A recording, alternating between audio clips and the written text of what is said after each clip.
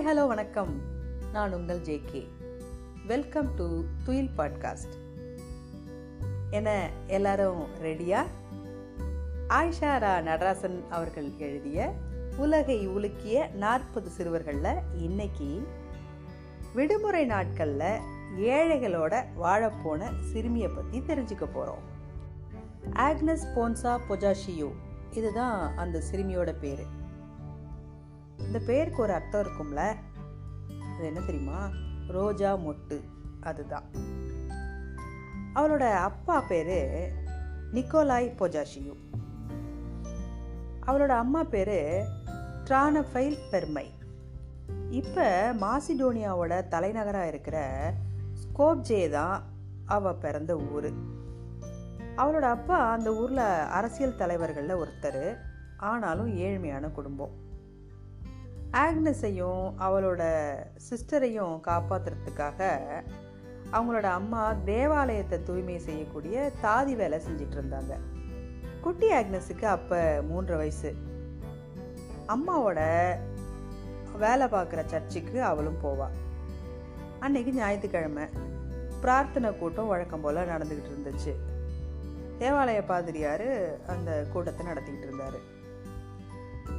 அப்போ அவர் பைபிளில் ஒரு குறிப்பிட்ட பக்கத்தை வாசிச்சுக்கிட்டு இருந்தார். அவர் வச்சிருந்த பைபிள் ரொம்ப பழசு. சில பக்கங்கள் கிழிஞ்சு போயிருந்தது. அதனால் அதை ஈஸியாக அவரால் புரட்டி வாசிக்க முடியல. அதனால் கொஞ்சம் தடுமாறினார். அப்போ ஒரு மழலை குரல் அவர் ஸ்டாப் பண்ண அந்த வார்த்தையோட மீதி வாக்கியத்தை சொன்னிச்சு. சர்ச்சில் இருக்க எல்லாருக்கும் ஒரே ஆச்சரியம். திரும்பி பார்த்தா அசால்ட்டாக ஒரு ஸ்மைலோட அங்கே ஆக்னஸ் நின்றுட்டு இருந்தா. வெறும் கேள்வி ஞானத்தின் மூலமாகவே பைபிளோட பல பக்கங்களை அந்த சின்ன வயசுலேயே மனதில் பதிய வச்சிருந்தா. ஆக்னஸுக்கு 6 வயசாக இருக்கும்போது ஒரு நாள் ஒரு கூட்டத்துக்கு போயிட்டு அவங்க அப்பா அம்மா எல்லாம் வீடு திரும்புகிறாங்க. அந்த சமயத்தில் பார்த்தா திடீர்னு ஆக்னஸை காணோம். தான் ஊர்வலமாக வந்த பாதையிலே திரும்பி போய் தேடி பார்க்குறாரு. அப்போ ஒரு இருட்டு சந்தில் ஆக்னஸ் நின்றுட்டு இருந்தாங்க.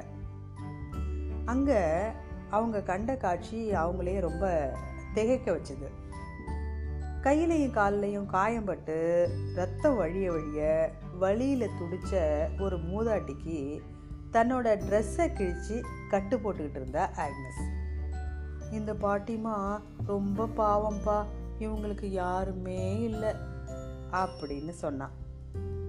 சொன்ன மாத்திரத்தில் தன்னோட மகளை அப்படியே வாரி அணைச்சிக்கிட்டார் அவங்க அப்பா. அந்த மூதாட்டியை ஒரு பொது மருத்துவமனையில் சேர்க்குறாங்க. ஆக்னஸுக்கு 8 வயசாக இருக்கும்போது அவளோட அப்பா இறந்து போயிடுறாரு. அது அவளை மிகப்பெரிய அளவில் பாதிச்சுது. ஆக்னஸோட தாயை சந்திக்கிறதுக்கு இந்தியாவில் இருக்கிற நம்ம வங்காளதேசத்துலேருந்து சில உறவுக்காரங்க அங்கே வருவாங்க. அந்த நேரத்தில் இந்தியாவில் நடக்கிற விதவிதமான விஷயங்களை பற்றி கேட்டு அறிஞ்சிக்கிட்டா ஆக்னஸ்.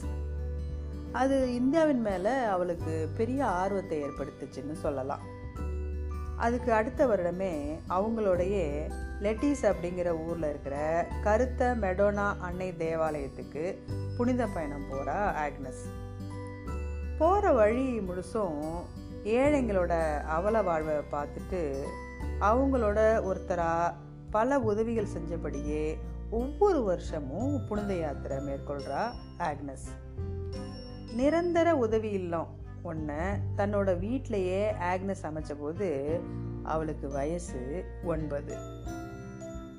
இந்திய மண்ணில் நோயாளிகளுக்கும் ஏழைகளுக்கும் சேவை செஞ்சு தன்னோட வாழ்வு மொத்தத்தையுமே அர்ப்பணித்த ஆக்னஸ் வேற யாரும் இல்லை, அன்னை தெரசா அவர்கள் தான். மீண்டும் சந்திப்போம். நன்றி.